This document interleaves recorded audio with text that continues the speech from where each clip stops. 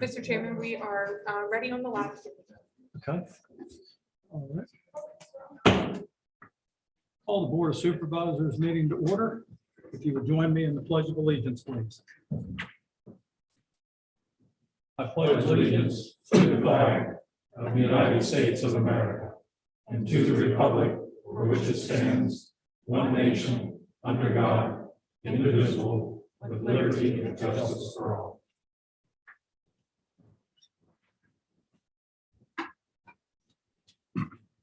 And very quickly, before we go to the rest of the agenda, this is our inaugural meeting in this boardroom. Welcome, and it is absolutely an upgrade from our previous digs. So welcome, everyone. All right, next is adoption of the agenda. Are there any changes, additions, deletions? Move to adopt. Second. All in favor? Aye. Passes unanimously. All right, next is special presentations and appearances. Presentation of the annual comprehensive financial report for FY 2021. Betsy Hedrick from PB Mares. Good evening. Welcome. I am not actually Betsy. I'm filling in for her. I'm Andrea from the Harrisonburg office. Betsy sends her regret she was not able to join us this evening. Well, welcome. So I am very happy to present the results of the FY 2021 audit. I will be going over two documents. You should have electronic copies of these, and you should have paper copies of at least one of them. One is the annual comprehensive financial report, and one is the report to the board. Going over the annual comprehensive financial report first, I won't go over it in an extreme amount of detail, but I will highlight a few key pages for your attention. The first on page 1, that begins the auditor's report and opinion. And I'm very pleased to report that we were able to give the county what we call an unmodified opinion. And this is the best opinion that is able to be received during an audit. Beginning on page 4 is the management's discussion and analysis. This is a narrative description of the FY 21 operations by management, and this gives a little more context to the numbers that you'll see further on in the financial report. The basic financial statements begin on page 15, and I encourage you to read the note disclosures beginning on page 28. There are a few current year changes that I want to draw your attention to. Beginning on exhibits 10 and 11, you can see the impact of GASB 84 fiduciary activities, which is a new standard that was adopted this year. Previously, you have seen the terminology agency fund. That has gone away, and you can see that you now have 2 custodial funds, which meet the definition of fiduciary activities under GASB 84. The second new standard that was adopted this year was GASB 98. Previously, the financial report was referred to as the Comprehensive Annual Financial Report. GASB 98 simply switches the order of the first 2 words. The context with that is the abbreviation had some negative connotations in international markets. So GASB has chosen to go ahead and change that to the ACFR. So if you're communicating with other folks from around the state, just be aware that that acronym has changed. The last new standard that was adopted was GASB 90, majority equity interests, but it didn't have a significant impact on the county. Then as we move more towards the back of the report, beginning on page 167, you can see the auditor's report on internal control and compliance. This is what we refer to as our GAS opinion or governmental auditing standards. You can see there was 1 material weakness, 1 significant deficiency, and 1 compliance finding. I won't read those in detail, but you have the text, and so I'm happy to answer any questions about those. And then lastly, you'll see that there's 1 report that you may have seen in previous years that is not contained within the financial statements. That's the auditor's report on compliance under uniform guidance. This refers to the federal activity. Just like last year, there were delays in the OMB federal reporting as a result of the pandemic. So the OMB has issued a 6-month extension on any federal related reporting. So that's it for the financial statements. If we move on to the smaller document, which is the results of the audit report to the board, this is the required audit communication where we provide you with copies of various letters that pertain to the audit. And then if we did have any disagreements with management or difficulties completing the audit, this is where those would be reported. Of course, we didn't have any of those to report. I'm very pleased to say that everyone was extremely helpful to work with this year.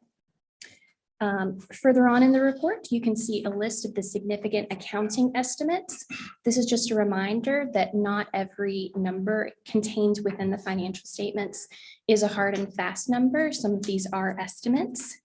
And then following that, you'll see a summary of the recorded audit adjustments that we felt were significant enough to report to you. And then lastly, at the end, you'll see copies of 3 letters. One is the audit arrangement letter, one is the audit representation letter, and one is the audit management letter, which is where we report items that are significant enough to bring to your attention, but they're not significant enough to have a material impact on the financial statements to be contained within the ACFR. And then the last item in the management letter is informationally upcoming GASB pronouncements. So the largest one, which will have an impact for FY22 that you should have on your radar is GASB 87, which is the new lease standard. Those are all the items that I had to draw to your attention. Do you have any questions for me? Mr. Frank, do you have something? Well, you had a bunch of GASB statements that you said were not implemented in this one. Are these recent statements that have come out? Are you referring to the standards which will be implemented in future years and they have not been? GASB statement 87, 91, 92, those. Yes, usually there's a 2 or 3 year lag between when GASB announces a new standard and when it becomes applicable to the county. So they become applicable on a rolling basis. GASB 87 is the next one that does apply. So they would not be applicable for this year, but they will be next year. They're not applicable for FY21, but they are applicable for FY22. Okay. Any other questions or comments? Thank you very much. Thank you. Appreciate it.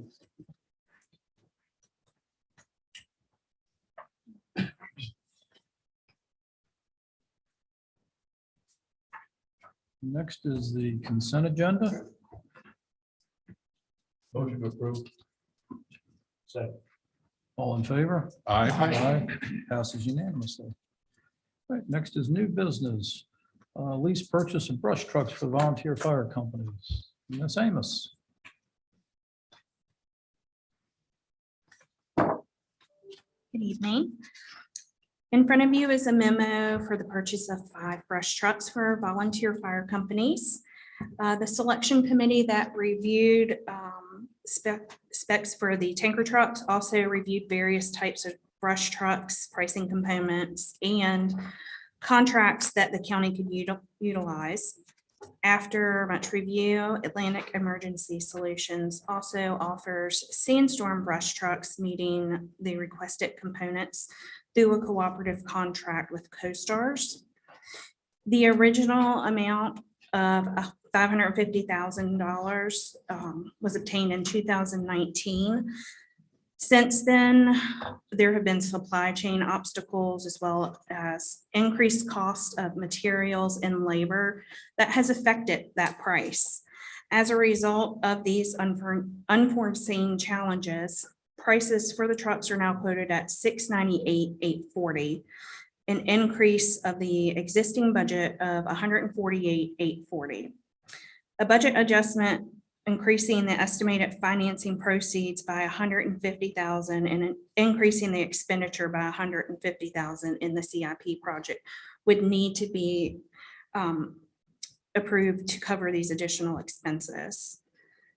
This will not affect the the current fiscal year. However, the next 2 debt service years for the brush trucks will be increased approximately 51,000 to cover the higher than estimated purchase price.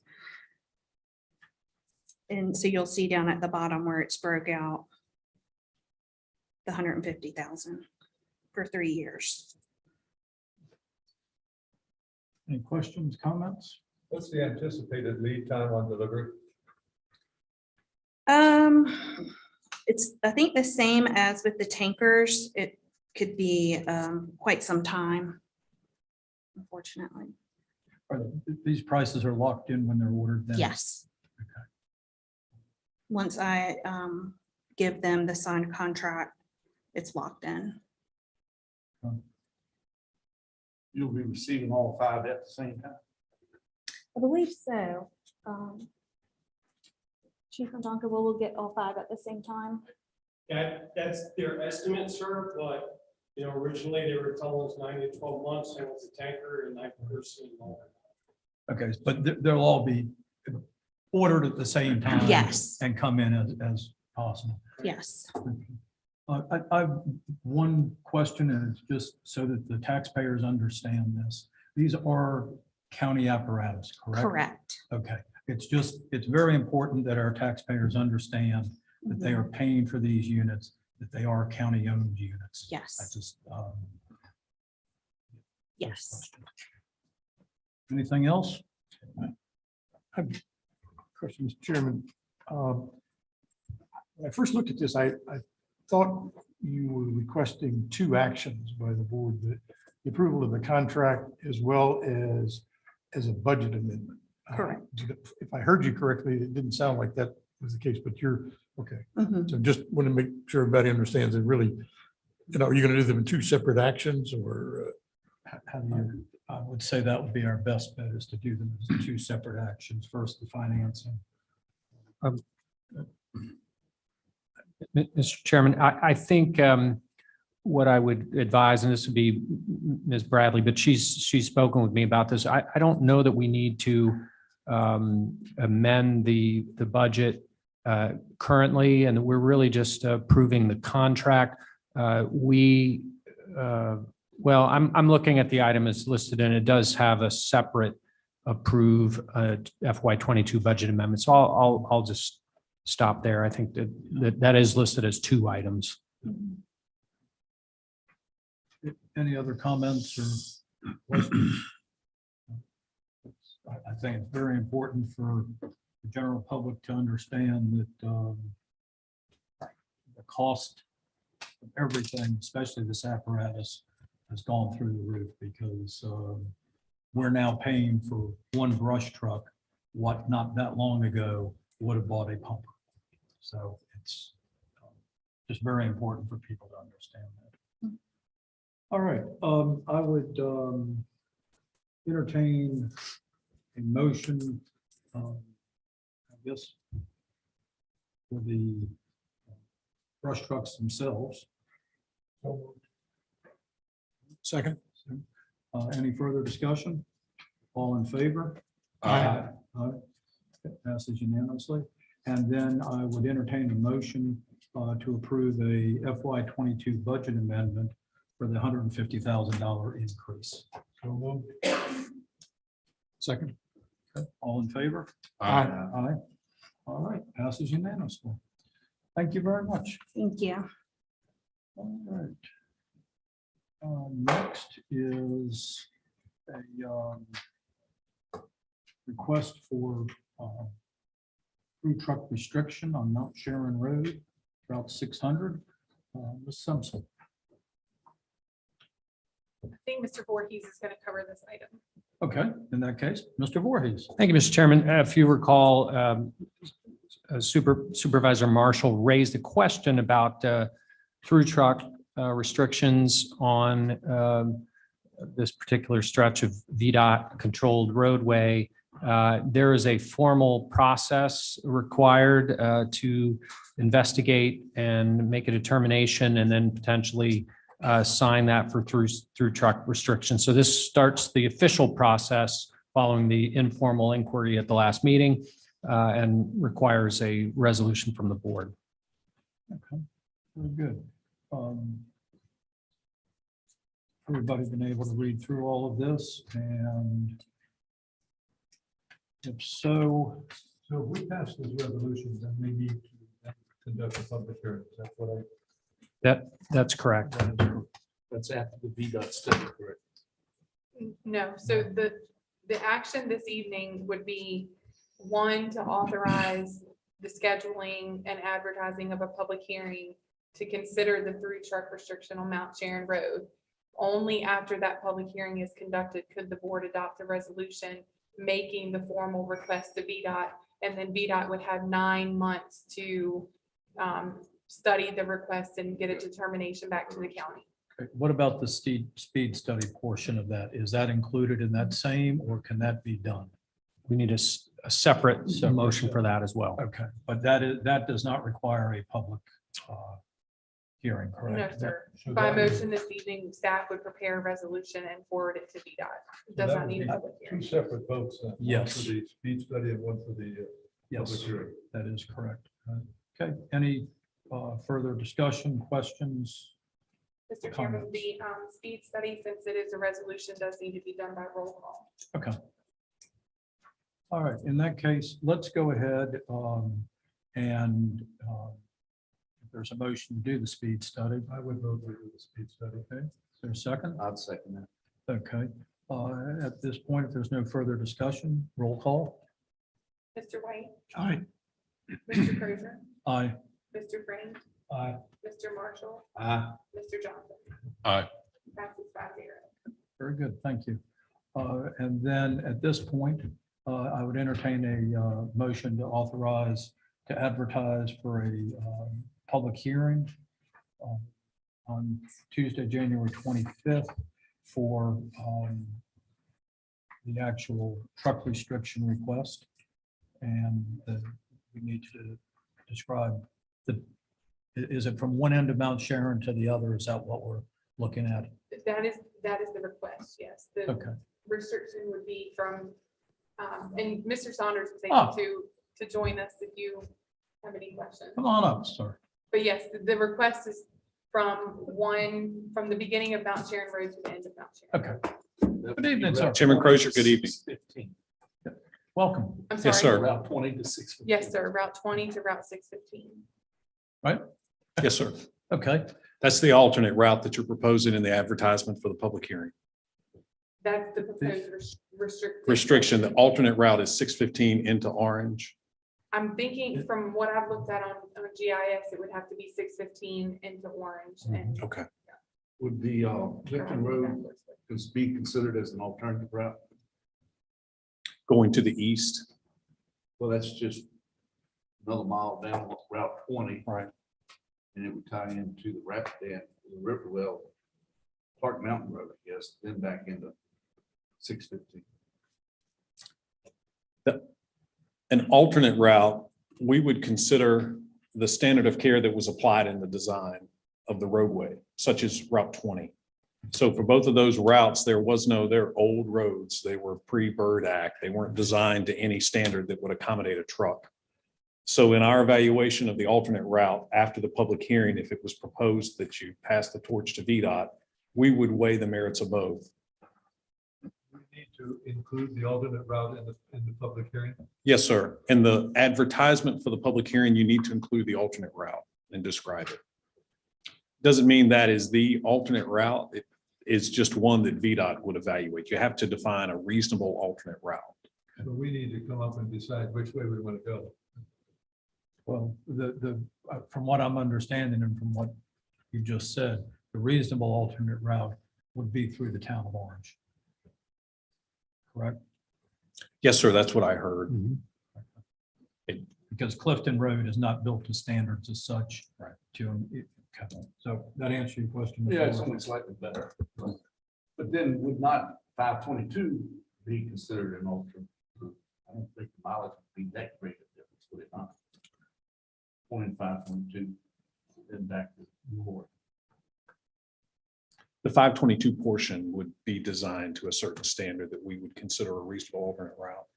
If you're proposing for trucks to go back up 615 into Culpeper County, that we can't do through the board. That would take a collaboration with Culpeper County. Which we went through this. Right. Roughly year and a half ago. Yes, sir. Culpeper County has no desire whatsoever. Unless they change. Well, I take that back. I think I've misspoke. The proposed through truck restriction would be on Route 600. The proposed alternate route, which is just something that we would consider in the evaluation. It's a line that we have to consider. So the alternate route could probably go back through Culpeper. We're not restricting a route at Culpeper. But I think the proposed alternate route 615 into Orange, at least for the advertisement for the public hearing, is rational. You want a big turnout, don't you, sir? Sorry, that I'm thinking. We're going to like get an it either way. engineer, We're going right. to get it either direction. Okay. So what we would need for that particular motion would be restricting through truck traffic on Route 600 from Route 20 to Route 615, with the alternate route being Route 615 to the town of Orange. Yes, sir. Do I have? I'm sorry, I don't really understand, because that seems to me to only be, that's only dealing with one end of Mount Sharon. I mean, if we restrict Mount Sharon, then it would be, Well, there would have to be two alternate routes. Well, the alternate route coming from the south end would be west on 20 into Orange, east on north on 615. Coming from the south direction on 615, it would be into Orange, then east I mean, on I Route think it 20. depends on which way, where you're coming from, where It you're trying does. to get to, which way would make the most sense. And I agree with Keith. I think 522 would make the most sense in some cases. Up Probably to- through Orange would make the most sense in others. But do you, on the public hearing, can you have the two routes? Or is only one route considered? No, you have to have an alternate route. The through truck restriction is on 600. How they get around that once that's in place. And that is any through truck that doesn't have a destination or a point of origin along the affected route. How they ultimately get around is up to them. We just have to, you have to define one in the advertisement for the public note, for the public hearing. Doesn't have to be the defined alternate route. It just has to Right, it be, can end up being you have to have something one. totally different, but have to have something. Right. to base it off of. So going east to 627 to 701 to Tasco and right turns, there are truck traffic coming from Battlefield Farms and others. We've just improved that section of the roadway with widening and trench widening 2 years ago to stabilize that and make it better accommodate trucks. So that is to an alternate route to 522 and then south back to 20. So do I have a desired motion for a route to be alternate?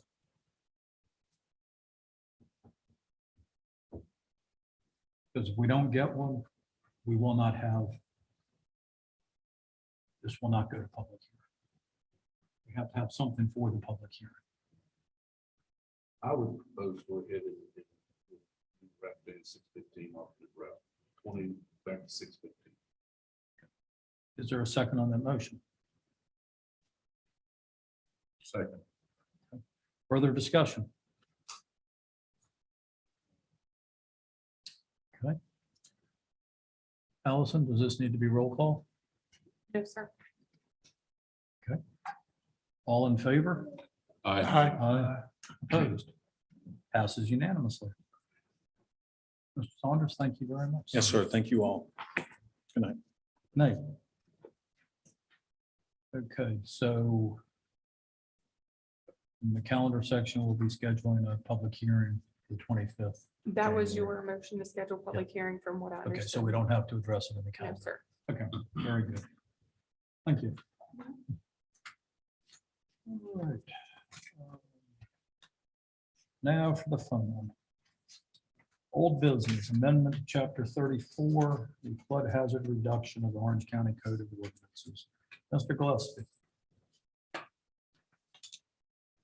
Chair Crozier, members of the board. You have before you a memo presenting the draft ordinance amending the code relative to floodplain management as revised from your meeting on December 7th. Orange County staff presented a draft to the Board of Supervisors at your December 7th meeting. Direction was made then to do two things. First, to remove unnecessary references to districts that are not present physically in Orange County. And two, to use only minimum required standards in lieu of some of the recommendations that DCR had presented to us in the model code. And just a reminder, FEMA had mailed Orange County a letter of final determination regarding the Orange County firm update, which is the flood insurance rate map updates and requirements for participating on a continued basis in the National Flood Insurance Program, NFIP, on November 17, 2021. Orange County is required to amend the floodplain ordinance to adopt the new maps. As part of the firm adoption, DCR conducts a review of the updated ordinances, or in this case, draft ordinances, to confirm it's compliant prior to scheduling a public hearing.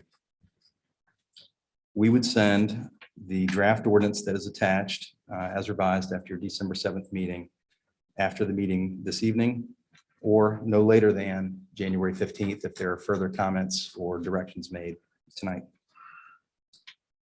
These tasks must be completed by the effective date for the Orange County firm, which is currently scheduled for May 3rd, 2022.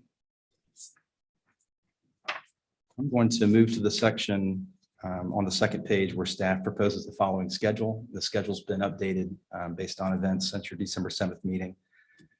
So first, on December 3rd, there was a briefing to the Planning Commission, so they knew that this was coming into their wheelhouse and down the turnpike as well. December 7th, briefed the board and presented the draft ordinance and outlined a schedule at that time. Following that, we have today's meeting, December 21st, where we're presenting revisions to the draft ordinance from your December 7th meeting based on comments and questions. And I will put a point on this and add that our planner, Eric Bittner, in the Planning Services Division has recently experienced this in the town of Middletown before he came here, based on some of his interactions with FEMA in the year prior to his arrival here. We made some changes in the draft code, which I think will be helpful for our adoption, but also had some cautionary language about the review time to expect with DCR. They suggested that a 2-week review time is acceptable and plenty. But based on some experience, we believe a 4-week lead time is probably more appropriate. So we built that in. If we could send that out this month, that would give them 30 days, 4 weeks instead of 2 weeks. This would come back to the board on February 8th, following that 1-month review. We would bring DCR comments, if there are any, to the board for any revisions, if there are any. The commission and the board would then begin to schedule public hearings, and we would look for those on March 3rd and concurrently being advertised for a board public hearing on March 8th. And then this schedules through into March and April to get to adoption of the new code with the new maps, so FEMA can establish the firm maps for Orange. So in the following section, I note some substantial changes to the current code. First is that amendments would map floodplain districts through zoning. The second is that the code would be administered by a designated floodplain administrator or the county administrator.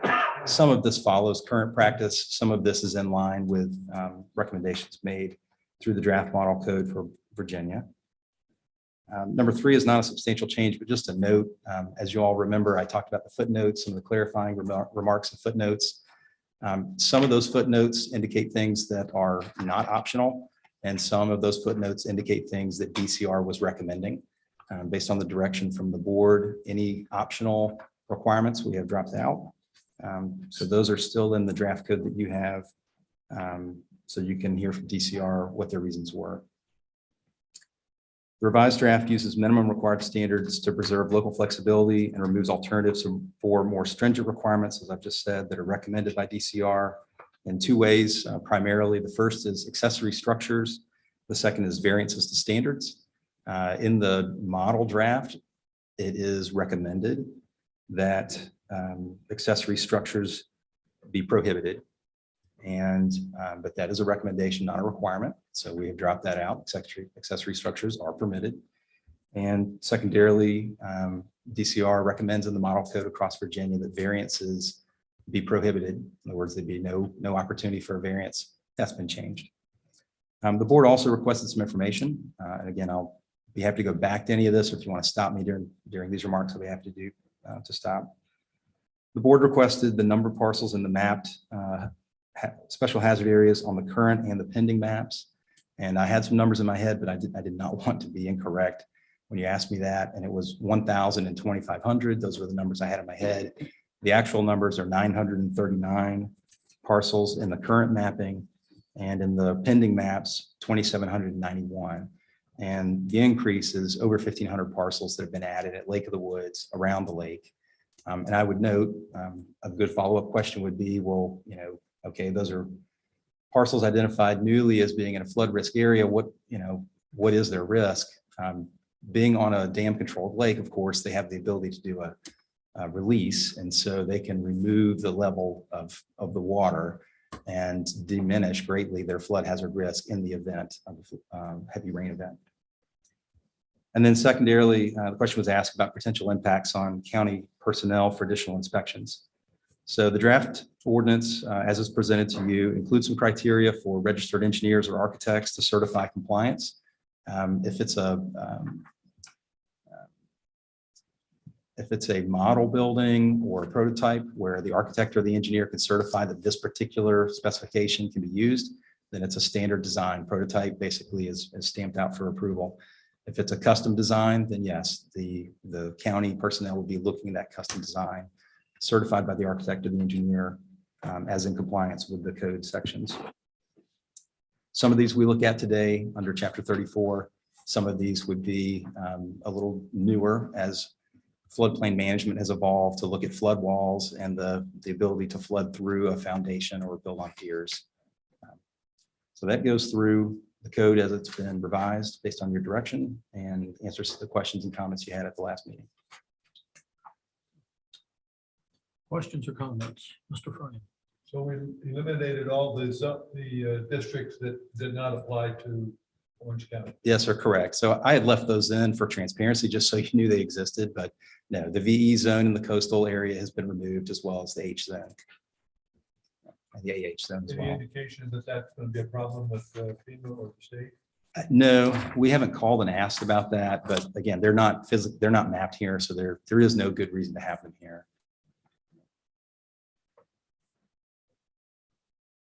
Josh,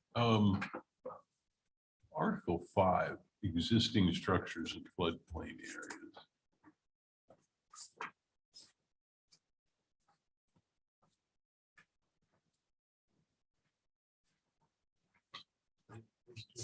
It's 64 of 106. Allison, can you go back to that? Yes, I didn't want to make everyone dizzy scrolling Okay, through everything, but I'm going to pull it back over. okay. There. The way I read that, it's if you've got a house that, is in this floodplain and you want to add on to the house, you can't do it unless you jump through some hoops and get some special dispensation. That is correct. So essentially, a structure that doesn't meet the design standards would be like a house that was built in the 1890s before the building code. So additions, alterations, or substantial improvements would require conformance. And is that required by the federal government? Yes, sir, it is. It wouldn't just be 1890, it'd be 74. or even 2019. Sure.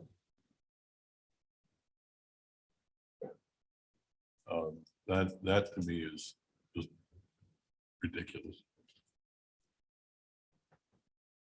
So the two main I don't factors know. are. I don't know if we have any.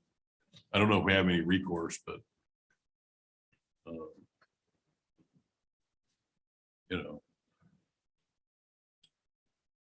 Yep. So the two main factors are elevation of the livable spaces, the habitable spaces. And the second is to allow the passage of water through there. So some of those, like I said, some of those are building code requirements, but some of those are elevation requirements. So some people, may have the topography to build uphill and have to change the location of where they might put their addition. But yes, I mean, I'm sure there will be some locations where it is more challenging to use the property around the existing structure. If I wanted to add square footage to the house, it might need to be 2 feet above the rest of the house. It may. I've related the story of Hampton, Virginia, where there are some houses that were built in the 19 teens and 20s, and those houses were all elevated 10 feet. And those locations, they basically removed the habitable lower floor and put it all up on a new floor. Obviously, we don't have those kind of severe conditions, thank God. But that is an appropriate measure to elevate above base flood. However, you can build on that bottom floor and it's just not insured. So if it floods, you cannot collect any insurance on it. You'll have to rebuild it on your dime. Right. And that happens. You can always have insurance on part of your house, but insurance on the part that meets the requirements. Because it's grandfathered. The new one can't be. But this says any structure or use of a structure premises must be brought into conformity. So that When makes it, it sound like the whole house needs to be brought into conformity, not just that any addition has to conform. Yeah, and the the compounding factor is it says repaired. Yeah. Let's say you had to replace the roof. Yep. Does that Is that a mean now repair? that triggers conformity? I guess there would No, be so- good times that you're going up. so Mr. White, I would. Okay, let me pick something else. Right. Mr. White, I think the provisions in here help with that. So under 5A1, the floodplain manager has determined that this is an exception, which is a change, is not a substantial repair. And a roof replacement is not really a repair, that's ongoing maintenance. That would be my read of that. But that therein lies part of the problem. I mean, having an undefined term like repaired, Sure. which could be anything from replacing the light bulb on the front porch to a major repair. I mean, Tom, do you have any words on this? I mean, is this, are we locked into this? Is this wording we have to accept? I think the feds are forcing this down our throat. So what now interpretation will be us. But the feds, I think, are ramming the language down our throats. They would never do that normally, but in this case, they seem to be wanting to do that. Review our ordinance. If I may, look at the term substantial improvement. That's the typical loss issue of 50% or more of the value. Again, There's a problem with that. It's like so many things we have issues with. It's an interpretation of whoever happens to be working in the office at the time. Sure. And we've experienced this issue over and over again. It changes based on employees. And this is a real hardship on property owners when they start paying this flood insurance money. I know that I don't believe there's any areas that will be this high, but it's not at all uncommon, anywhere from $1,200 to $1,500 a year for just flood insurance. It does nothing except for flooding. Everything else, you still have to have all your own regular insurances. And I have a major concern with this being left up to interpretation. Tom, is there any way around that? Well, we could, I think we designate an interpretive person. I think you theoretically, I'd have to think about it. Well, can we can define substantial repair. Well, I think we could define substantial repair, and we could also, I don't think the federal government would have an objection if we created an appellate process. I'm sorry, an appellate process? An appellate process. If a citizen had an issue with the interpretation, that there'd be an appellate process, planning commissioner to you guys. And we could add something like that. I mean, that doesn't substantially take away from, it doesn't significantly alter the ordinance, but that's a thought maybe. Mr. Crozier, if I may, I completely agree that the term repair, if defined, I think solves most of the issue, at least it clarifies it. And if there is an appellate process in addition to that, at least you're starting from somewhere. What's the difference between repair and replace? If you have to replace something within the home, that's a repair. Sure. Sure. I mean, They're the same, end up with the same result. I know many people that are impacted by this, and it is very costly. And throughout our county, there's a lot of people that cannot afford the additional monies they're going to have to pay for the insurance, much less something were to happen.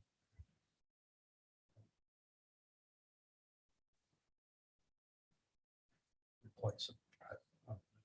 Any other comments?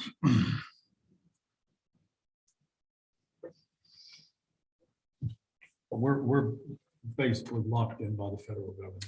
Well, if you'd like, we can add some appeals language and see if we get any pushback from them. I mean, Well, I think we need to, to the extent we need this section, then we need to have language which defines, first of all, what we're talking about, and second of all, yeah, I think some kind of an appeals process is appropriate. Josh, I don't know if you want to start on that or you want me to start on it. sure. So I would ask, would it be appropriate to appeal to the Board of Zoning Appeals? Would it be appropriate to appeal to the Board of Zoning Well, we Appeals? could do an appeal to the Board of Zoning Appeals, and then there's no, that's an independent judicially appointed body, and therefore it would limit, if the federal government raises an issue, say, look, this is a judicial review, literally. So that's a good idea. Would that work, Mr. Johnson? Yeah, I think that's fine. Any other questions or comments on the ordinance? So you'll be bringing that back to us at our next meeting. Well, we'll send it to DCR. We would be scheduled to bring it back to you at your first meeting in February. If we come back to you in January, at this point, all we will have done is sent it to DCR and we're waiting on it. When is? Oh, I'm sorry, bring this revised language back to you. When is it going to DCR? We have to send it no later than January 15th for them to review by the end of January, which frankly is, we've been told is they really need 4 weeks, not 2. I don't care what they need. They have an advertised time schedule. We have a meeting January 11th. January 11th. I would like to see it come back to us Okay. before it gets forwarded. We need to review it Well, that still allows them to get in by the 15th. by the 15th. Absolutely. All right. Very good. Anything further on this, gentlemen? Thank you very much, Mr. Cortez. Thank you, sir. All right. I don't see any department director or constitutional officer reports. County attorney's report, No report, Mr. Chairman. county administrator's report. Nothing to report. Okay.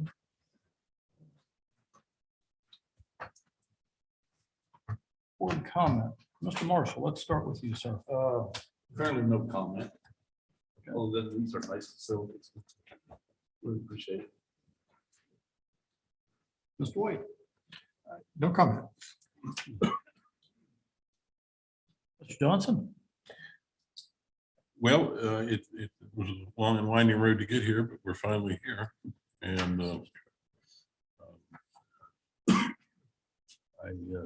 I think that these are nice facilities for us and the staff to work in and out of, but it's also nice facilities for the public to be able to come here and actually hear what's being said instead of sounding like a fast food, speaker, drive-in speaker.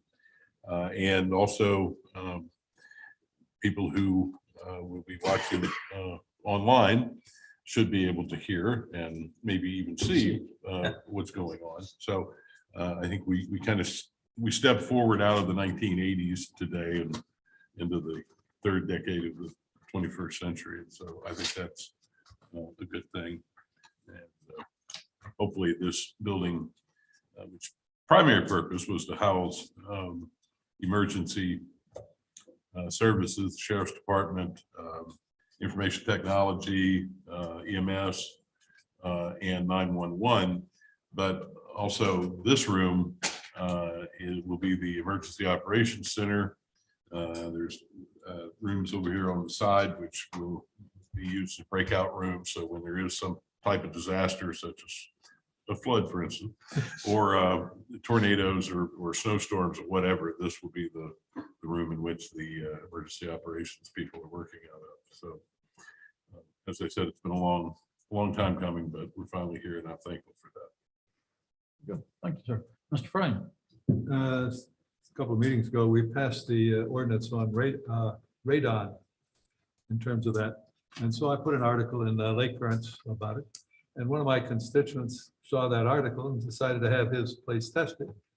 He found out that his radon exceeded levels and has put in some mitigating things. But just the fact that we had it at least alerted a couple of people to the fact that there might be a problem. Yes, and Orange County is one of the higher radon areas within the state. So it's absolutely crucial. All right. I think I had enough to say earlier. I'm sure people would agree with that. Next is informational items. There's no questions. We have our appointment memo for appointments to boards, commissions, and committees. Does anyone have anything? No? Then I believe on our calendar items, we added the one thing we needed to earlier, correct, Mrs. Simpson? Yes, sir. So we're good on the calendar items. That being said, we will move to the public comment section of our meeting. Do we have anyone signed up? For public comment? Yes. Yes, sir. Okay, before you read those, I'd just like for everyone to be aware of the rules for the public comment session. We allot 15 minutes for the total time period. We allow 3 minutes per speaker, and we are prohibited from being interactive with you. So if we just sit here with dumb looks on our face, which we are very good at, don't get offended, don't get mad. It's a process that we have to follow. So with that being said, who is our first speaker? Yes, sir, Mr. Chairman, thank you. Some of these names I can't read and don't want to mispronounce, so I'm going to call them by their first name and ask that when you come to the podium, please state your name and your address into the record. First speaker is Chelsea.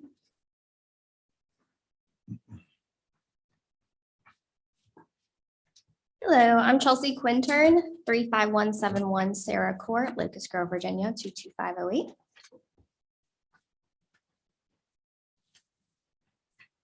And you can proceed with your comment.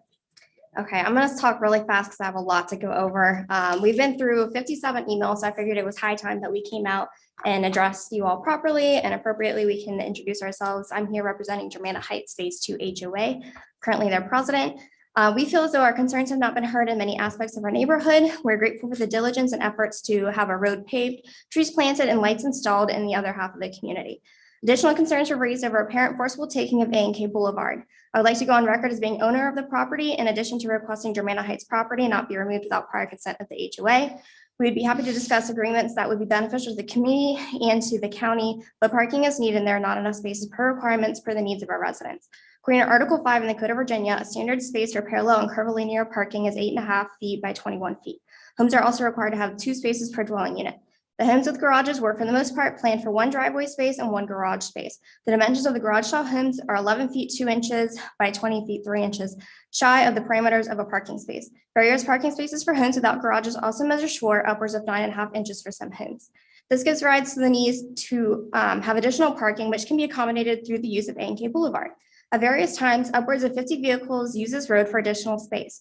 To increase safety measures, Germanna Heights Phase 2 HOA installed signage and paint. This has afforded pedestrians a safer access to the road, drivers the ability to exit the neighborhood without threat of an accident, and families the peace of mind that most motorists now follow close to the speed limit in our residential area. The benefits have far outweighed the costs, and it is a decision the HOA stands by for protection of our residents. We're happy to bring our signs to whatever standards VDOTs accept and work together to come to a solution, but we are firm about the parking needs and the safety of Germanna Heights.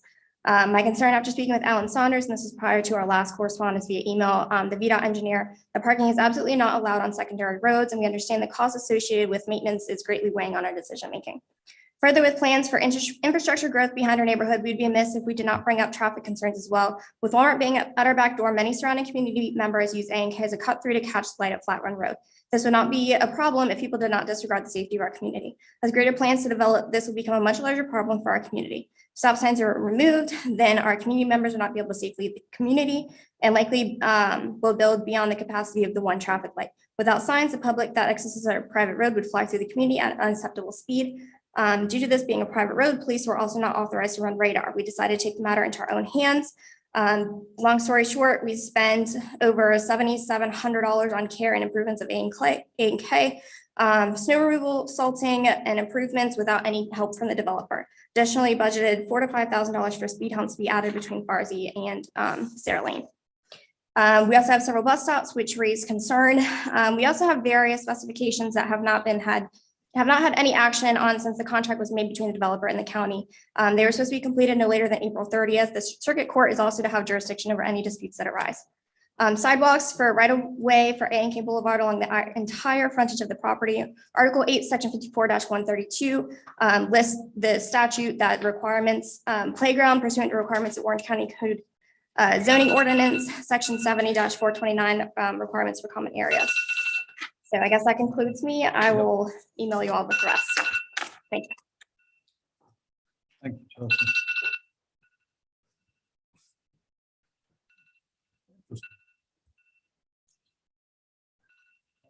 Really good with technology. Okay.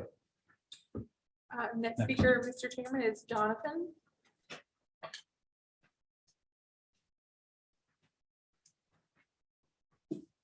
My name is Jonathan Careview. I live at 35174 Sarah Court, Locust Grove, 22508.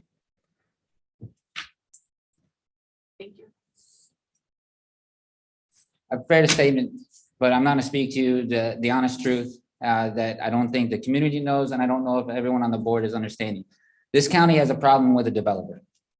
This developer has built housing communities. He has misled his HOA that he is trained in reading and interpreting their documentation. He has misled homeowners on what they can and cannot do on their property. It has caused headache for us as the owners, as volunteers on an HOA that are unpaid and having to learn to deal with this. So not only do we have a problem with the developer, we have a problem with planning and scheduling and the oversight of completed projects within this county. We all have a responsibility in this, from the owner to the developer to the county. And we have had little support, and we have had to learn and stumble our way to get to this point to at least be heard. We exchange emails and after emails that are emails over months and months and months, and still nothing is getting done. It is very slow progress, but this stuff was supposed to be completed when the development was turned over to the homeowners and to the HOA. Yet there was no oversight from the county to make sure that that was done. I work in construction and I'm part of management teams for multi-million-dollar projects, and I understand what some of the counties north of us do and what they hold us accountable for. And if we are missing deadlines, if we are missing the schedule, if we are not delivering on what was planned and approved, then we are definitely held accountable, and we are held to a shorter timetable to complete the project the way it was. That has not happened here. We are from the phase 2 of this development. Phase 1 is in a worse shape. Their HOA board has one person on it. They were convicted of a felony for embezzlement, and it is defunct. And that community also is owed further development obligations. My concern is that we aren't being heard. This developer is.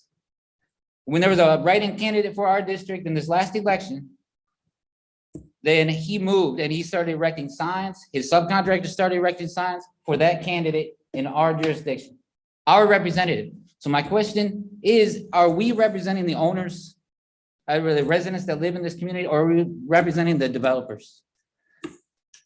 Because it needs to be with the residents and with the people.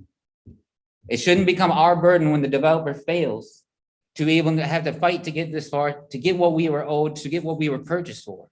And even from here, it may still go to circuit court. That's our burden, and you guys can wash your hands of it. And it's not right. Thanks. Thank you, sir. Next speaker is Caroline.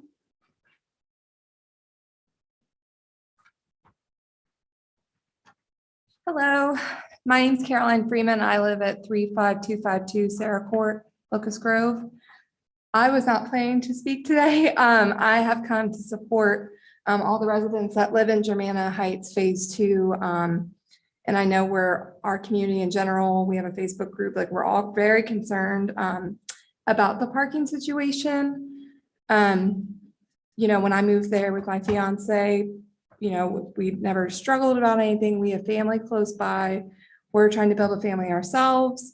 And our concern is, we have no place to park. And for us, it's like we care about keeping our community connections with our families, our friends.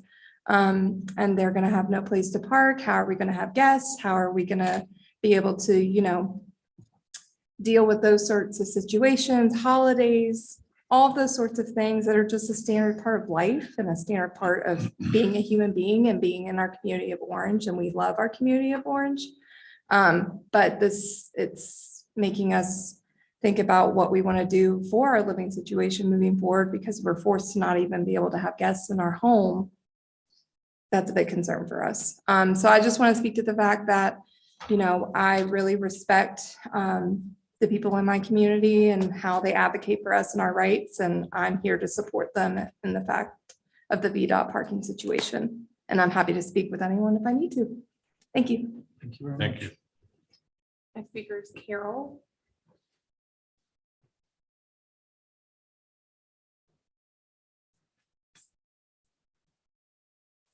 Hi, I'm Carol Granger, and I live at 35240 Sarah Court, Lucasburg, Virginia. Although I'm happy to hear things that are in the works with VDOT to take over A&K Boulevard, as sidewalks on our road are being blocked by overgrowth and trash is constantly left on the road. I'm perplexed by not only our HOA being told we would no longer be allowed to park vehicles on this road, I'm also puzzled by the county's seeming lack of concern for its residents' safety. Removing the parking on A&K Boulevard is of great concern to our residents. Although some people park on A&K by choice, others park there because there's nowhere else for them to go. I do not have a garage at my house, and my driveway is 32 feet 5 inches long. A 2022 Honda Accord is 196.1 inches long. 2 Honda Accords cannot fit in my driveway with them touching. They're 3 inches over the driveway, to go past the driveway by 3 inches. If you take away the parking on A&K, where's the second car supposed to go? Also, how am I to eventually sell my home to someone who owns 2 vehicles when there will be nowhere for their second car to go? I personally counted 47 vehicles on A&K Boulevard on December 17th at 8:15 p.m. and 50 vehicles on Sunday, December 19th at 2:10 p.m. If you remove the parking, where are those vehicles supposed to go? Regarding safety, stop signs were put in place on this private road per VDOT guidelines. Because of the complaints of difficulty and near misses people were experiencing when trying to leave the neighborhood, we put the stop signs in. Additionally, these stop signs are helping residents cross safely between the road to access both sides of the community, and in the future, the side of the development with the playgrounds on it, once the developer installs the playgrounds. I would think, I don't know, but I would think the county would have the capacity to, or the capability to request VDOT to accept the road as something less than a through road, so that the parking can remain there and then not have turn lanes, as turn lanes would not be necessary for us to turn into our neighborhood. Also, we are hoping that that the county is listening to Germanna Heights safety concerns. Additionally, there is a like a triangle at Murphy's gas station that only allows people to turn in one direction. You can turn in and out in 2 different directions. If that triangle was removed to allow people to turn left or right on the way out, that would help alleviate some of the traffic on our road, which would help the situation. Thank you. Thank you. And the last speaker that I currently have signed up is Darren. Hello, my name is Darren Breeden, and I'm a resident at 35252 Sarah Court. I wasn't planning on speaking either, but I'm here to support my community.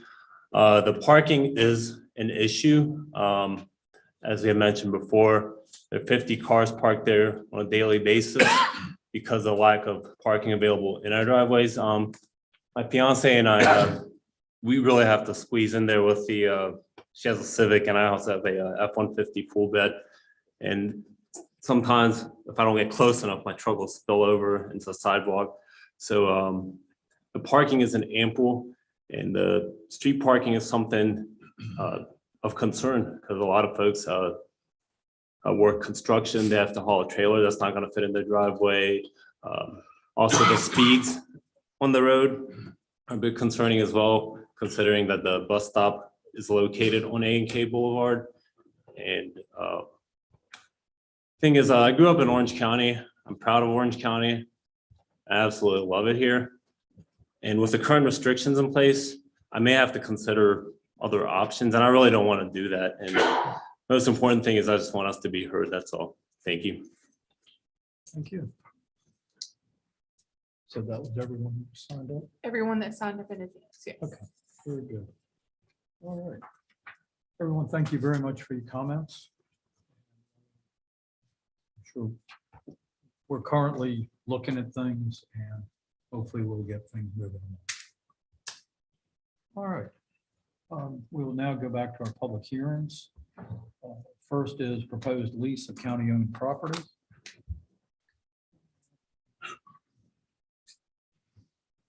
Who is handling that, Allison, you or Mr. Voorhees? Mr. Voorhees. Mr. Chairman, this is in response to previous discussion amongst the board and the broadband authority about who should control the Bluebell building. And the determination was that the county should lease it to the broadband authority so that county contents were removed from the building. A lease was prepared for your consideration by the county attorney. And if there are any questions, we'd be happy to answer them. But this would, to effectuate this, we are required by Code of Virginia to have a public hearing.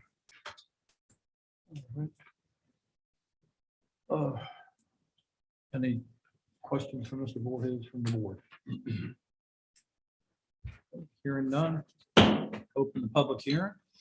Do we have anyone signed up to speak? Ms. Yes, sir, Simpson? Mr. Chairman. Close the public hearing.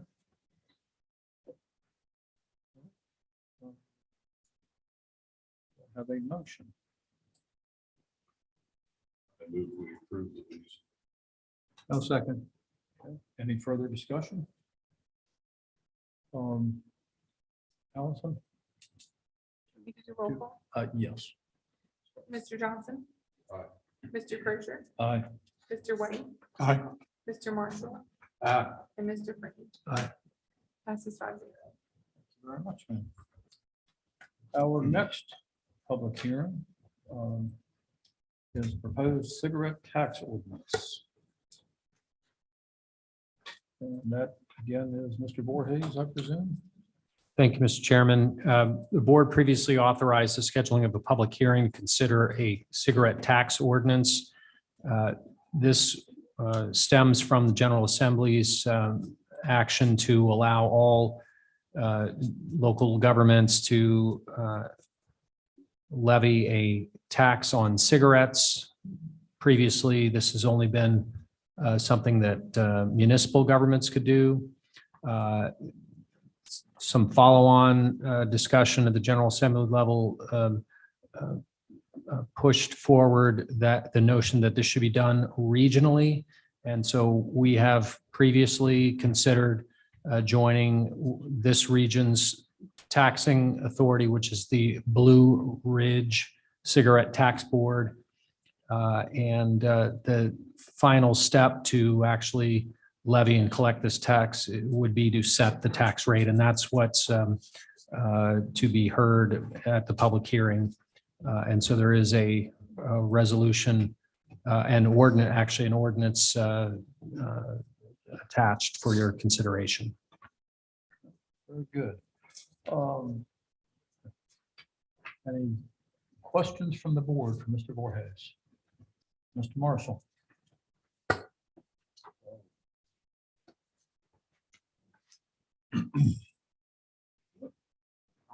Curious to know the amount of revenue that is expected to be generated from these new taxes.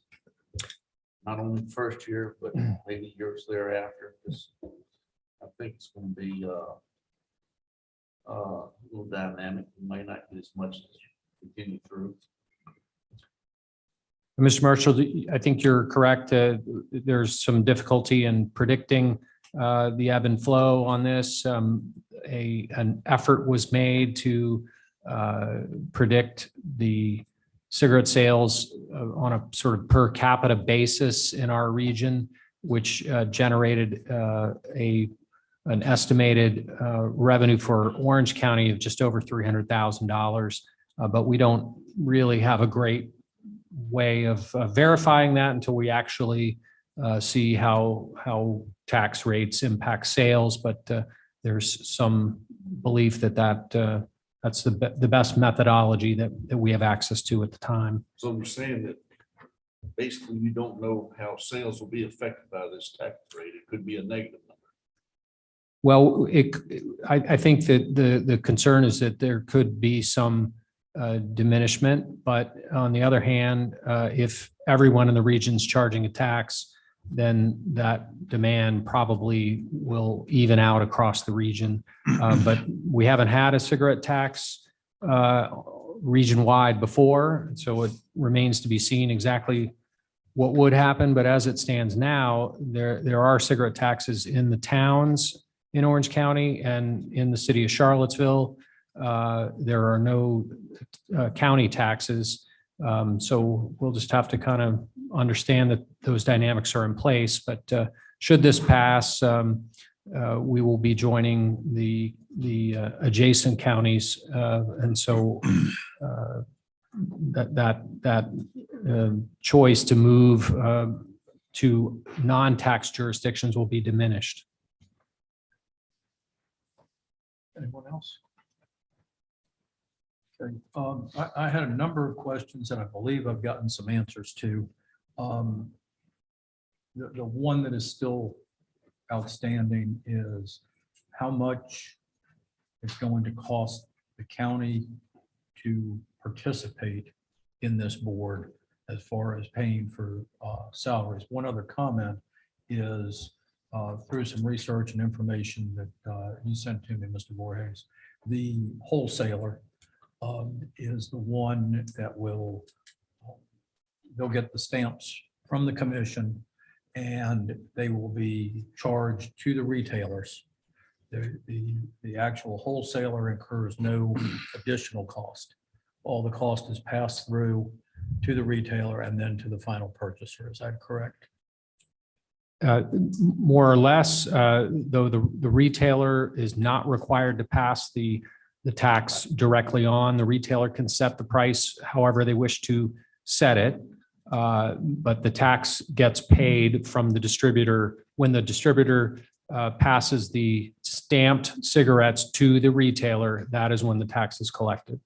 And the odds are of a retailer wanting to take a loss on those sales is not very high, I don't think. So, okay. Mr. Chairman, I would mention two other small clarifications. There is an application fee for those distributors to sign up to be a distributor in the region. It's a $100 or $200 or something like that annual. Is that retail as well as wholesale? That's just for the distributors, not for the retailers. For the wholesalers. Yes, sir. And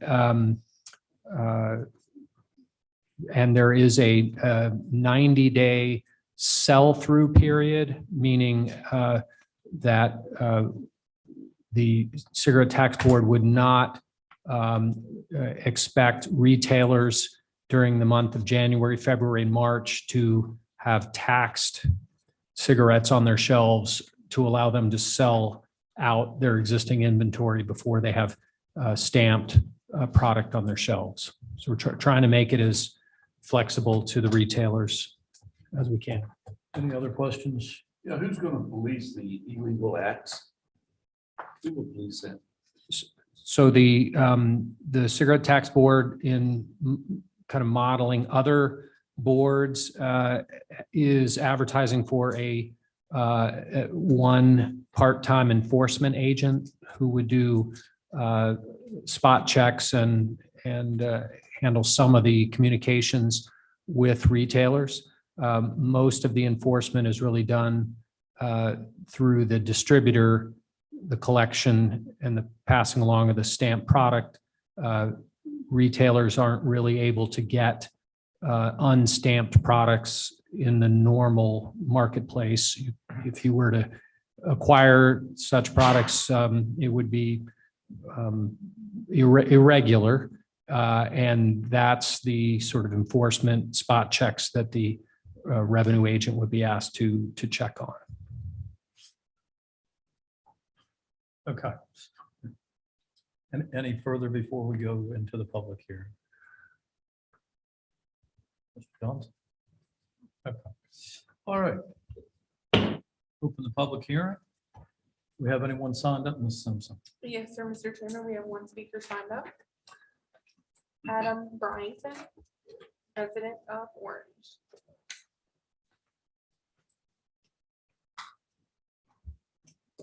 Adam Bryington, 10100 Tower Road, Unionville, Virginia. Good morning, afternoon, evening. I talked to a couple of you guys about this tax and you guys had some questions for me. As a retailer, I own Edwards Store out in Rhodesville, Virginia. And first thought of it, I was against it, against all taxes. That didn't work very well. I thought it would affect my business negatively. And as I dove into it, looking at the taxes around us, I kind of come to the conclusion I didn't really think it would. So I dove into the tax itself to try to see how I felt about that. And I learned a whole lot about regressive taxes and how this tax would affect the poor people in the county more than it would affect the richer people in the county. I don't know if you guys have a range of the tax that you can start out with, like the town of Orange is 12 cents. The county I know can go up to 40 cents. I don't know if you have a choice or you have to adopt 40 cents. Something y'all will know. But I ran some numbers looking at the demographics of smokers, and it looks like about 25% of the smokers in our country are at or below the poverty level. Once you reach the $100,000 a year threshold for family income, it drops to 8%. So taking that into account, if you have a husband and wife who are a household of two and they're living at the poverty level, which is, I believe, set up at $17,420 a year. At 2 cents a cigarette, which is 40 cents a pack, averaging a 2-pack a day habit, that's 4 packs a day, comes up to a tax to the county of $584 on that family. That is 3.5% of their total income. That's a lot. If, as a county, I was just thinking about it today, as a county during the pandemic, we were scared to not feed our school children lunches and breakfast. So you drive through and get it because we were worried that the poor families in this county won't eat. Well, if they're gonna have a choice between an addiction or cutting back on other things, they're gonna cut back on other things. 40 cents is not gonna stop them. There's a $4 tax per pack in New York, and it doesn't stop them from smoking. I just don't feel like as a tax, it's fair. Me personally, I don't smoke. It's not going to affect me, but I don't think as an overall tax, I do not believe it to be a fair tax. Also, it's a declining revenue. You get $300,000 this year, you budget $300,000 next year, and you only get 280, then I guess somebody's going to have to make up the $20,000 budget shortfall. But overall, I just don't feel like it's a fair tax. I don't like regressive taxes, and I don't feel like it's a fair tax. One other note, as a retailer, I would wonder about the 90-day deal. Certainly some cigarettes that are more popular do sell through in 90 days. But so what happens to the 30 or 40 cartons of cigarettes that are still on my shelf that don't have a county tax stamp on them after that period? What am I supposed to do with them? We would need some realm of that too. And I noticed that, like I said, the town is 12%, 12 cents a pack tax, but a county tax of 40 cents seems like quite a jump. So that's about all I got for you guys. Thank you. Thank you very much. Do we have anyone else? Yes, sir, Mr. Chairman. Okay. Close public hearing. Further discussion, gentlemen. Let's go ahead. I would make a motion to approve the ordinance as presented. Okay. Is there a second for that? I'll second for discussion. Discussion. Okay, very good. We have a motion and a second to approve the ordinance as is. All right, further discussion. I make the point, I'm not particularly worried about the revenue. I'm just figuring that the additional thing is going to impact a certain number of people, there's no doubt about it. At the same time, if there's any discouraging of smoking, especially young people getting started, I would carry, that wouldn't bother me even if this were revenue neutral. Question for Mr. Voorhees. Since we're participating in the regional board, how would you characterize the ability of individual counties to set separate rates? I know there was some push to try to develop some consistency. I have been concerned about a rate that was significantly different from particularly the town of Orange. I don't know, does anybody know, does Gordonsville have a separate tax? They do. It is similar, I believe. I think they might be 14 cents. Okay, well, But it's similar to the town of Orange. I guess in the form of a question, do we believe that there's a reason to be significantly different than the town of Orange? So one issue that I face, like, as with Mr. Frank, I'm not looking at this as a revenue. I'm thinking it actually helped the town. In any way. And it could. I just, I guess the first question is, has there been discussion on the part of the board members about the individual counties setting varied rates, or is it all the parties are essentially committed to try to do the same rate, what are you hearing from the other members?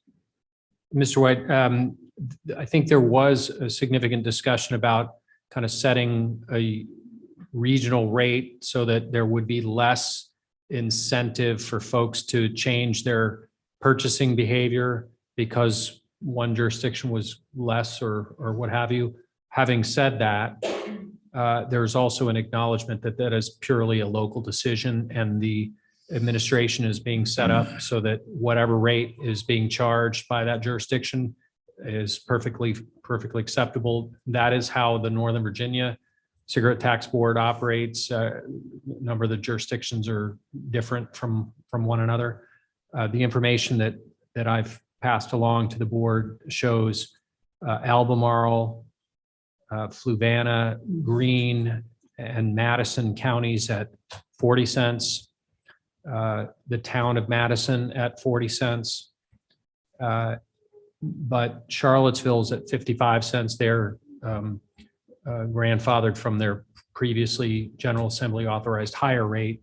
And then Augusta County decided to start at 15. So they've made the choice to be at a different rate, and that's similar to some of our towns. I agree that, you could be helping the towns, but you're not quite sure it's your town. So, Right. and I think given, we're in some pretty high inflationary times right now, I think it's pretty drastic, 40 cents, and I'd be more agreeable for something much less, maybe more similar to what the town here in Orange has. Not to create a lot of competition between our county stores and businesses and our town stores and businesses. I think we need to remain a little neutral in your taxation. And I guess my follow-up question is, is this a tax that you would anticipate we would adjust on an annual basis or every 10 years, or what has there been any discussion about that, the practice of changing the rate either as a board or as individual counties? I would think you could do it, just like we approve the tax rate every year. That would be adjustable. Would that be your? You certainly can. I think in the early discussions, the question of where should you start, the general consensus in the region was, just set it at 40 and forget about it. But that obviously is purely a local decision. I just want to point out a couple of things. The town of Orange is at 12 cents because the county and surrounding counties had none. I'm reasonably certain that as the surrounding counties go to all these higher rates, the towns will follow suit. They didn't want to put their stores at too much of a competitive disadvantage. I think Gordonsville, I'm searching online, their rate was 20 cents and they were actually talking about going to 40 this year. This is I hate this. This is, I'd rather not deal with this, quite frankly, but that's what we get paid the big bucks for. So, but I'm sorry, Mr. Chairman, you have something. Well, you hit on all the same points, but I also have another question that I didn't think of until just now. A lot of the research is that vaping is worse long-term for people than smoking is. This doesn't address any of the vape products, does it? I'm not aware that it does. So are we going to drive more people to vaping, which research can say whatever you want it to say, but most of the research right now shows that it's actually more harmful than the cigarette smoke. Neither one of them are good for you. So that's a concern that I have. Also, the fact, there are other products out here that are now becoming more legal. Exactly. And that would encourage maybe traditional use of that. Exactly. I have to say, I'm in line with Mr. Johnson here, but and Adam brought up some very poignant points that we are affecting the disadvantaged in this county more than we are the rest of the population. And I believe he's absolutely correct. They're going to give up something else if they need more for their addiction to cigarettes. It would also be said that when people buy cigarettes, they also buy other things. It could affect your food tax, could affect gas, lottery tickets, other beverages. So it's just not a one item going to be affected. So it could be a negative revenue generator long term. All right. Any further discussion? Well, Any amendment? I'll call the question. well,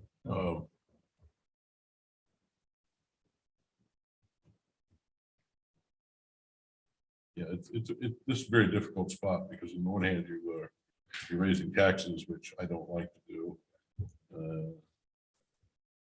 But one of the arguments is, well, you're disadvantaging low-income people and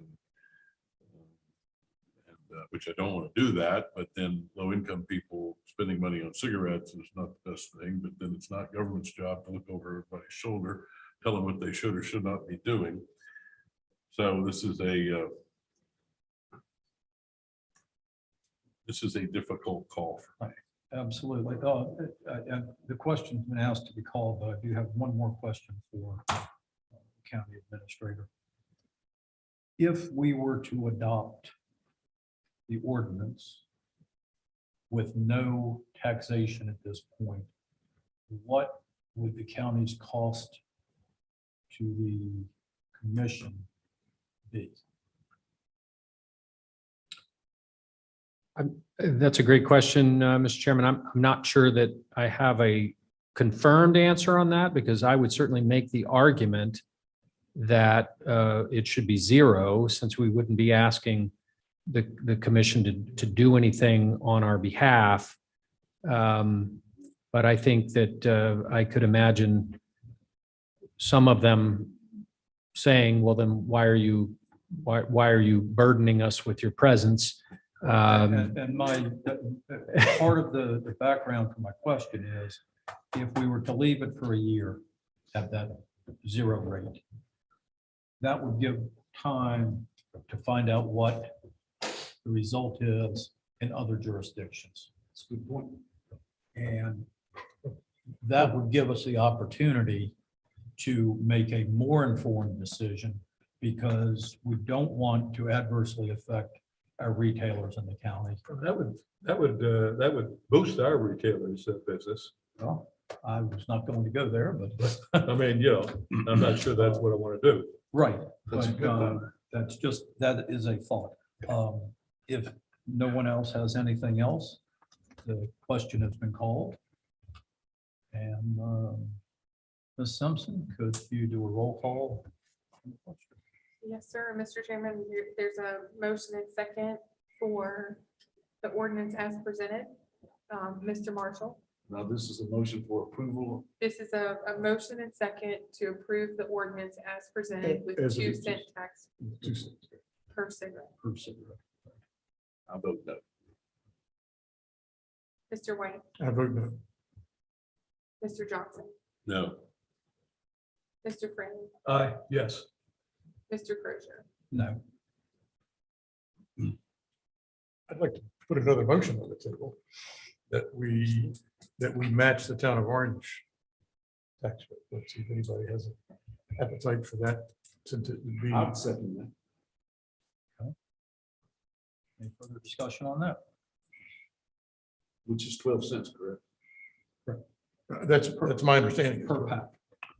Orange is 12 cents a pack and Gordonsville is 20 cents a pack.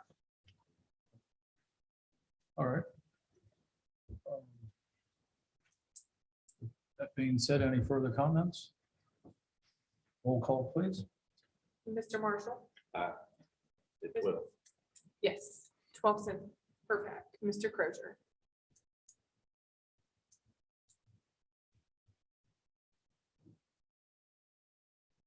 Aye. Mr. Freeman, Nay. Mr. Johnson, Aye. Mr. White. I made the motion. It didn't- Yeah, I mean, all of us are reluctant to do this because there is often the case. You're trying to balance things that have negative consequences and negative impacts and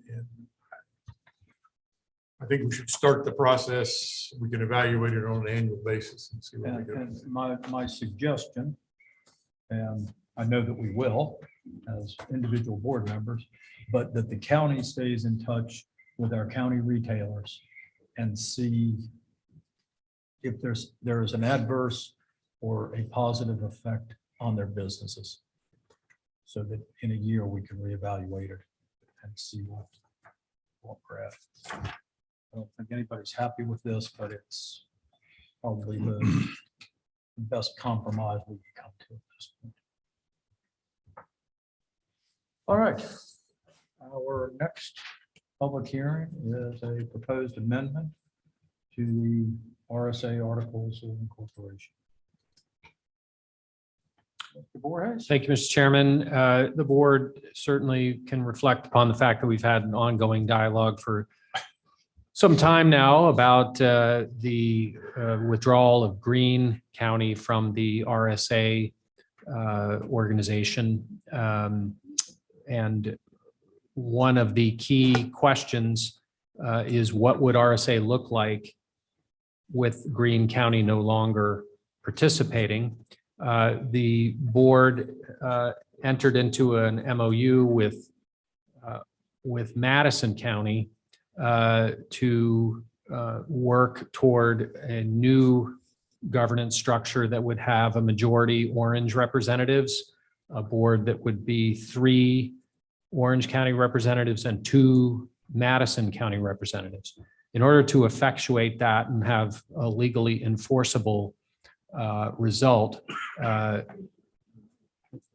draft concurrent resolution has been prepared by our outside counsel that's handling the litigation, and the other jurisdictions have agreed that this would be the way to go. It's contingent upon the formal final withdrawal of Greene County. So this resolution calling for the amendment to the RSA Articles of Incorporation would only go into effect if and when Greene County is finally formally released from RSA.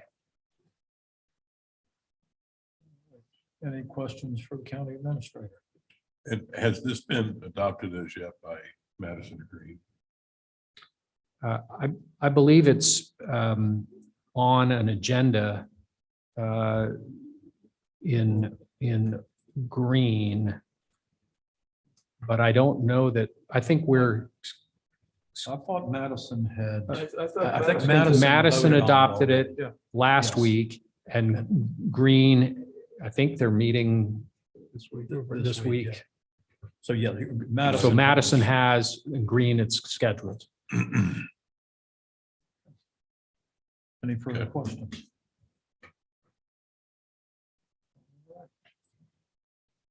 Open the public hearing. Allison, do you have anyone signed up to speak? No, sir. Close the public hearing. Any further discussion before a motion? Move to approve. Second. Second. There's no further discussion. Roll call vote, please. Mr. White, Aye. Mr. Crozier, Aye. Mr. Freen, Aye. Mr. Marshall. Mr. Johnson. Aye. Passes 5-0. All right, thank you very much. Mr. Latchney? Yes, sir. Read the word for closed session. Whereas the Board of Supervisors of Orange County desires to discuss in closed meeting the following matter: discussion, consideration, or interviews of prospective candidates for employment, assignment, appointment, promotion, performance, demotion, salaries, discipline, and resignation of specific public officers, appointees, or employees of the public body concerning community development. And whereas pursuant to section 2.23711A1 of the Code of Virginia, such discussions may occur in closed meeting. Now therefore be it resolved that the Board of Supervisors of Orange County does hereby authorize discussion of the forestated matter in closed meeting. Need that as a motion. So moved. Second. All in favor? Aye. Aye. We are now in closed. Everyone, thank you for attending.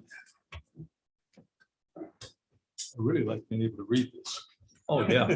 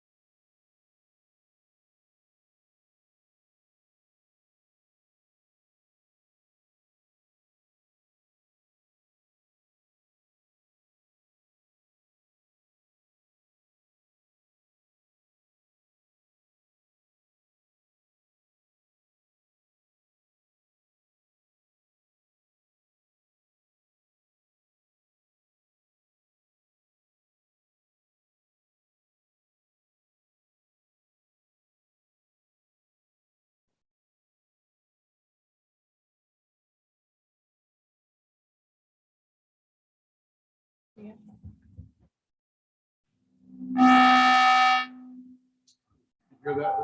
Yeah, I heard it, but I'm not sure that.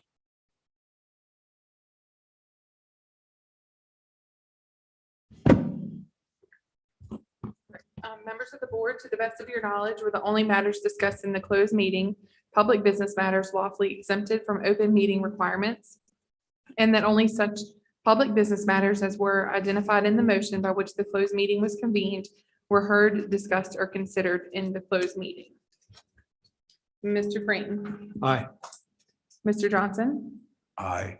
Mr. Crozier. Aye. Mr. Marshall. And Mr. White. Aye.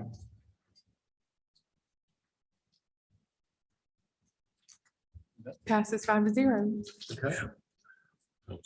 I would entertain a motion to adjourn. So moved. First, I'd like to make a motion to change the alternative truck route for 600 to 522.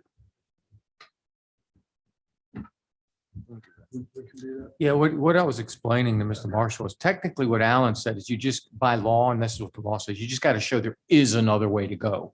Okay. So. Okay, I'll second the motion. Okay. Any further discussion? All in favor? Aye. Aye. Okay. Passes unanimously. Have that, Ellison? we'll put Yes, that in motion the, by Mr. John, Did that need to or be a roll call since that was? No, it's just an amendment to what was previously approved, so you're fine. Appreciate you. All right, one more motion. We adjourn. Second, Aye. all in favor? Aye.